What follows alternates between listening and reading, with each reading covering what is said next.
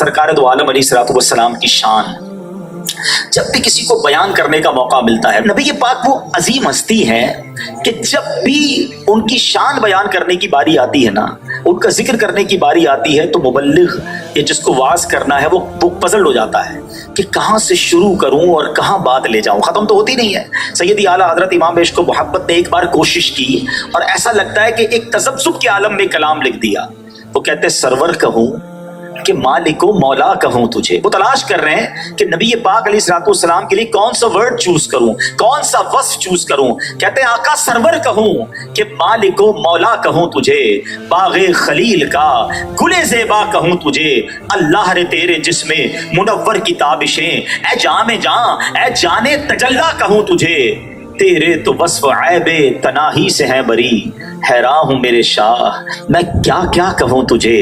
تو آقا علیہ السلام کی شان، سچی بات یہ ہے نہ ہماری اوقات ہے نہ ہمارے پاس الفاظ ہیں کہ ہم سرور کائنات صلی اللہ تعالی علیہ وسلم کی شان بیان کریں۔ البتہ قرآن مجید فرقان حمید میں رب عز و جل نے اپنے محبوب کو کیا شاندار الفاظ سے کس طرح ذکر فرمایا۔ اللہ قرآن میں فرماتا ہے وما ارسلناک الا رحمتا للعالمین، اے محبوب اور ہم نے تمہیں نہ بھیجا مگر رحمت سارے جہان کے لیے، میرے آقا رحمت للعالمین بن کر آئے۔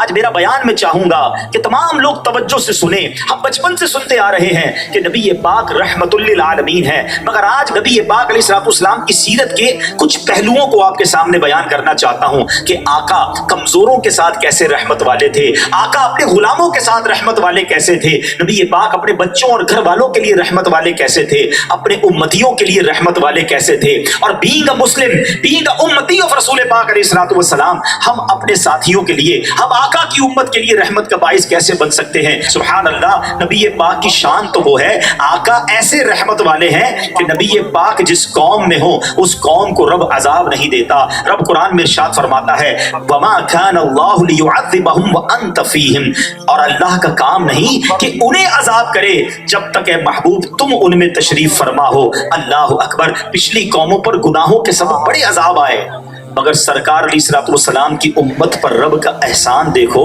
کہ اللہ نے عذاب سے انہیں بچا لیا۔ سیدی اعلیٰ حضرت اپنے شعر میں اسی آیت کی طرف اشارہ کرتے ہوئے کیا فرماتے ہیں انت فیہم نے عدو کو بھی لیا دامن میں، عدو کہتے دشمن کو، حضور اس زمانے میں تو آپ کے دشمن بھی تھے مگر عذاب اس لیے نہیں آیا کہ حضور آپ ان کے درمیان تھے۔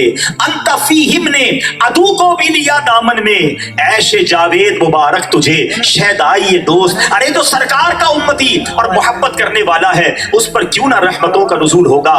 اے میرے پیارے اسلامی بھائیوں، نبی پاک ہم پر کیسے مہربان ہیں۔ ایک اور جگہ قرآن میں رب تعالیٰ ارشاد فرماتا ہے لقد جاءکم رسول من انفسکم عزیز علیہ ما عنتم حریص علیکم بالمؤمنین رؤوف الرحیم۔ اللہ اکبر، اللہ فرماتا ہے بے شک تمہارے پاس تم میں سے وہ عظیم رسول تشریف لے آئے جن پر تمہارا مشقت میں پڑنا بہت بھاری گزرتا ہے، وہ تمہاری بھلائی کے نہایت چاہنے والے، مسلمانوں پر بہت مہربان رحمت فرمانے والے ہیں۔ گویا ہم سے پیار کتنا ہے ہمارے آقا کو، ہم تکلیف میں آئے انہیں بھاری لگتا ہے، ان پر مشقت ہو جاتی ہے۔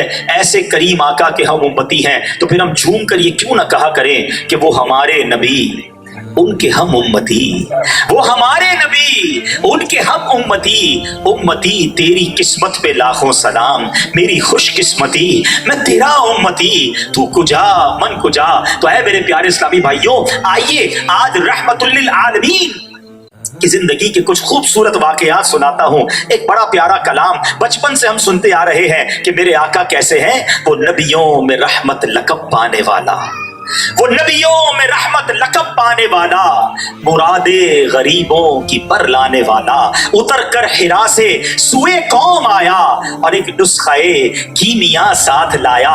آقا کی شان کیا ہے، شاعر مشرق کہتے ہیں نا لوح بھی تو قلم بھی تو، تیرا وجود الکتاب، گنبد آبگین رنگ تیرے محیط میں حباب، عالم آب و خاک میں تیرے ظہور سے فروغ، ذرہ ریگ کو دیا تو بدون طلوع آفتاب. شوق تیرا اگر نہ ہو میری نماز کا امام, میرا قیام بھی حجاب, میرا سجود بھی حجاب. وہ دانائے سبل ختم الرسل مولائے کل, جس نے غبار راہ کو بخشا فروغ وادی سینا. نگاہ عشق و مستی میں وہی اول وہی آخر, وہی قرآن وہی فرقان وہی یاسین وہی طٰہٰ. اب آؤ پیارے آقا کی مبارک زندگی کے کچھ سنہرے واقعات سناتا ہوں. اس نیت سے سنتے جائیے گا کہ ہم نے اب اپنی فیملی میں, اپنے ملازمین میں, اپنی لائف میں اس کو کس طرح امپلیمنٹ کرنا ہے. حضرت ابو ہریرہ رضی اللہ تعالیٰ عنہ حدیث کے راوی ہیں. ایک حبشی عورت, یہ روایت کے الفاظ ہیں, ایک نوجوان مسجد نبوی شریف میں وہ صفائی کیا کرتے تھے. صفائی کے خادم جس طرح ہمارے مسجدوں میں بھی ہوتے ہیں, ہمارے گھر پہ بھی اس طرح کے کام کرنے والے ہوتے ہیں, تو وہ صفائی کیا کرتے. نبی پاک علیہ الصلوۃ والسلام کو کچھ عرصے تک وہ عورت یا وہ نوجوان نظر نہیں آیا. تو پیارے آقا علیہ الصلوۃ والسلام نے صحابہ سے سوال کیا کہ وہ خاتون کہاں ہے, یا وہ نوجوان کہاں ہے جو صفائی کرتا تھا. تو عرض کی حضور وہ تو انتقال ہو گیا, اس کا رات کے اندھیرے میں انتقال ہو گیا تھا, ہم نے آپ کا آرام میں خلل ڈالنا مناسب نہیں سمجھا, ہمیں آپ کو نہیں بتایا. صفائی کرنے والے ہیں, خادم ہیں. اللہ کے حبیب علیہ الصلوۃ والسلام نے فرمایا مجھے اس کی قبر کے بارے میں بتاؤ. نبی پاک علیہ الصلوۃ والسلام اس کی قبر پر گئے. وہاں جا کر سرور کائنات علیہ الصلوۃ والسلام نے نماز جنازہ ادا فرمائی. آقا علیہ الصلوۃ والسلام نے بھی فرمایا یہ قبریں قبر والوں کے لیے ظلمت اور تاریکی سے بھری ہوئی ہیں, اور بے شک اللہ تعالیٰ میری ان پر پڑھی گئی نماز جنازہ کی بدولت ان کی تاریک قبور کو روشن فرما دے گا. کیا سیکھنے کو ملا کہ غلاموں کی اہمیت ہے. رحمت للعالمین ہے نا, رحمت سب کے لیے ہے. صفائی کرنے والے خادم کی قبر پر جا رہے ہیں اور ان پر رحمت فرما رہے ہیں, ان پر مہربانی فرما رہے ہیں. اللہ اکبر. پیارے آقا کی زندگی میں مسلمانوں پر آسانی کرنے کا کیا شاندار انداز تھا. حضرت ابو مسعود رضی اللہ تعالیٰ عنہ بیان کرتے ہیں ایک شخص نبی پاک علیہ الصلوۃ والسلام کی خدمت میں حاضر ہوا. عرض کرتا ہے حضور نماز فجر میں با جماعت ادا کرنے سے رہ جاتا ہوں, کیونکہ جو ہمارے امام صاحب ہیں نا وہ بڑی لمبی نماز پڑھاتے ہیں. یہ بات سن کر نبی پاک ناراض ہو گئے, اور صحابی کہتے ہیں میں نے اتنا زیادہ ناراض ہوتے کبھی نبی پاک کو نہیں دیکھا. آقا علیہ الصلوۃ والسلام نے کیا فرمایا, تم لوگوں میں نفرت دلانے والے بھی ہیں, تم میں سے جو بھی لوگوں کی امامت کرے تو اسے چاہیے کہ مختصر نماز پڑھائے, کیونکہ اس کے پیچھے کمزور اور ضرورت مند بھی ہوتے ہیں. اللہ اکبر. اسلام کا ایسنس یہ ہے کہ عبادت ہے نماز, تو رب کی عبادت ہے.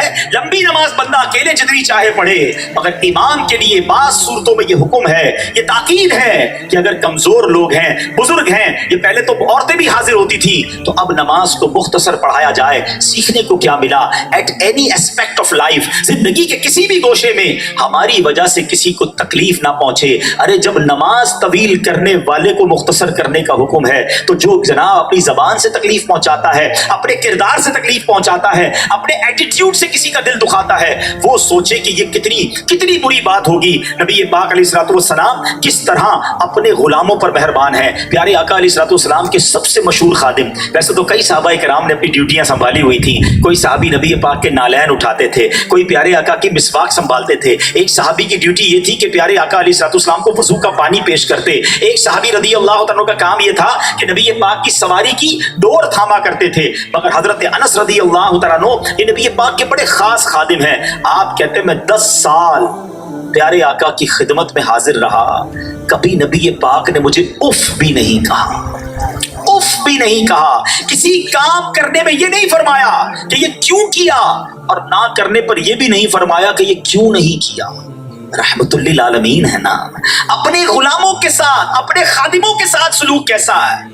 میں یہ چاہتا ہوں میرے پیارے اسلامی بھائیوں, ہم بیان بھی کرتے جائیں اور اپنے آپ کو بھی چیک کرتے جائیں. ہمارے یہاں بھی ملازم ہیں, ہمارا بھی ڈرائیور, ہمارا بھی خانسامہ, ہمارے گھر میں بھی کام کرنے والے, ہمارے آفس میں کام کرنے والے بھی ہوتے ہیں. کبھی غلطی ہو جائے تو ہم کیا کرتے ہیں, کیا معاف کرتے ہیں یا جناب اس کو برا بھلا کہتے ہیں, اس پر شاؤٹ کرتے ہیں. بعض اوقات اب کچھ بھی کہہ لیں, ملازم جواب نہیں دے پاتا کیونکہ اس کو نوکری کرنی ہے. مگر ہم سوچیں کہ ہم جس آقا کے امتی ہیں وہ تو ایسا نہیں کیا کرتے. ان کی سیرت تو ہمیں یہ سکھا رہی ہے کہ آقا اپنے غلام سے اف بھی نہ فرماتے, اور ہم جناب بعض اوقات چھوٹی سی غلطی پر بہت بڑی سزا دینے کے لیے چلے جاتے ہیں. معاف کرنے کی سیرت سیکھیے. نبی پاک علیہ الصلوۃ والسلام کی سیرت سے ہمیں یہ سیکھنا ہے کہ غلطی ہم سے بھی تو ہوتی ہے نا, تو ہمیں یہ بات غور کرنی ہے کہ اگر آج میرا کسی پر کنٹرول ہے نا, میں افسر ہوں یا میرے ماتحت بہت سارے لوگ ہیں, مگر وہ اللہ کے بندے ہیں, میں یہ نہ سمجھوں کہ آج میں جو چاہوں ان کے بارے میں ڈیسیشن لوں، اگر میرے رب نے میری غلطیاں پکڑنا شروع کی تو میں کدھر جاؤں گا۔ ہم شب قدر کو ایک دعا پڑھتے ہیں، بڑی پیاری دعا ہے، اللہم انک عفو کریم تحب العفو فاعف عنی۔ کیا معنی ہے اس کا؟ اللہم انک عفو، اے اللہ تو معاف کرنے والا ہے، تحب العفو، معافی کو پسند بھی کرتا ہے، فاعف عنی، اے اللہ مجھے بھی معاف کر دے۔ ایوری آف اس، ہم سب چاہتے ہیں اللہ تعالیٰ میرے سارے گناہ معاف کر دے، تمنا یہی ہے نا؟ مگر کبھی ہم نے یہ سوچا کہ میں جس رب سے معافی مانگ رہا ہوں اس کے بندوں کو میں نے معاف کیا؟ میں سب سے بدلا لوں، میں کسی کو نہ چھوڑوں، میں کسی کی مسٹیک نہ بخشوں، میں فوراً ٹٹ فور ٹیٹ کروں اور اللہ سے التجا یہ یا اللہ تو مجھے معاف کر دے۔ خود سوچو یہ کیسی کیا ریلیونٹ دعا ہے۔ دعا تو یہ ہونا، یا اللہ میں نے تیرے سارے بندوں کو معاف کر دیا، میں بھی تیرا بندہ ہوں، تو مجھے معاف کر، مجھے پکڑنا نہیں، میں کمزور ہوں، مجھ سے ہو گئی غلطیاں، میں جو میرے ہاتھ میں ہے میں وہ یہ کر رہا ہوں کہ میں تیرے بندوں کو معاف کر رہا ہوں۔ رحمت للعالمین کے امتی ہو تو امتیوں کے لیے رحمت بنیے، اپنے ملازمین اپنے گھر والوں کے لیے رحمت بنیے، اپنے دوستوں اور اپنے احبا کے لیے رحمت بنے اور نرمی کا سامان کیجیے۔ ایک واقعہ مجھے یاد آ گیا، جو بندوں کو معاف کرتا ہے اللہ اس پر کیسا مہربان ہوتا ہے۔ ایک بڑا گناہگار شخص تھا، بڑا گناہگار تھا، اس کا انتقال ہو گیا۔ اس کے کسی دوست نے اسے خواب میں دیکھا کہ مرنے کے بعد تمہارے ساتھ کیا معاملہ ہوا؟ کہتا ہے اللہ کریم نے میری بخشش فرما دی۔ کہ تو بڑا گناہگار، تیری کیسے بخشش ہو گئی؟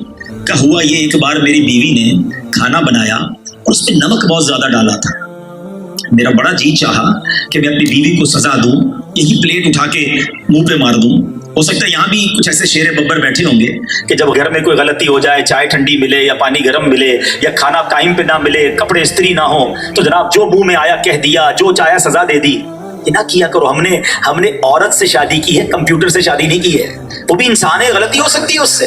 اب کیا ہوا، وہ کہتا مجھے جی تو بڑا چاہا کہ میں اس کو ریپلائی دوں، پھر دل میں سوچا یار کہ ایک مسٹیک میری وائف نے کی ہے اور مجھے سزا دینے کو جی چاہ رہا ہے، میں تو صبح و شام اللہ کی بارگاہ میں کتنی غلطیاں کر رہا ہوں، اگر مجھے پکڑا گیا تو میں کدھر جاؤں گا؟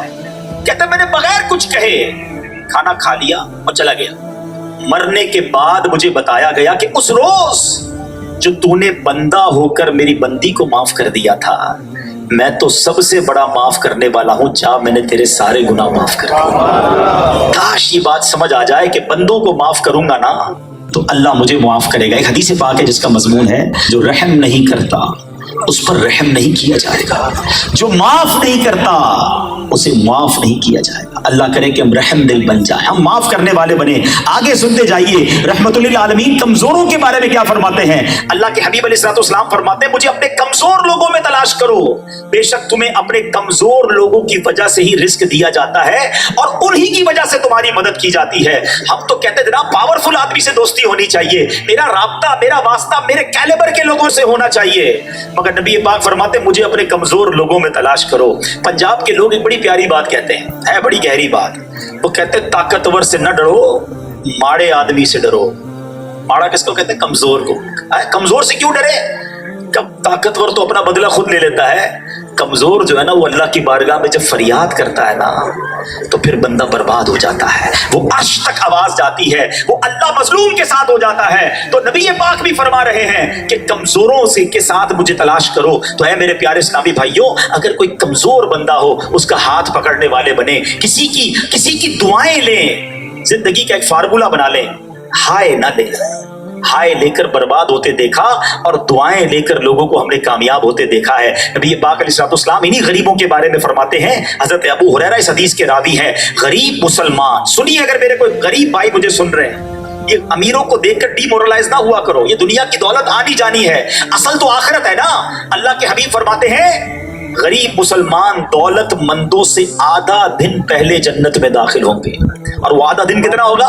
فرمایا عرصہ 500 سال پر مشتمل ہے۔ اگر غربت ہے نا تو اللہ کی رضا پر راضی رہنا ہے، اور اسی طرح ہمیں اپنے مال پر اترانا نہیں ہے اور غریبوں کو حقیر نہیں جاننا ہے۔ ہمیں کیا معلوم اللہ کی بارگاہ میں کس کا کیا مرتبہ ہے۔ اے میرے پیارے اسلامی بھائیوں، چند باتیں ہو گئیں غریبوں کی، مسکینوں کی اور خادموں کی، ملازمین کی۔ اب آؤ نبی پاک اپنی فیملی کے بارے میں ہماری تربیت کیا فرما رہے ہیں۔ سبحان اللہ، کتنا پیارا مذہب ہے ہمارے آقا علیہ الصلوۃ والسلام نے، کیسی پیاری تعلیم فرمائی ہے۔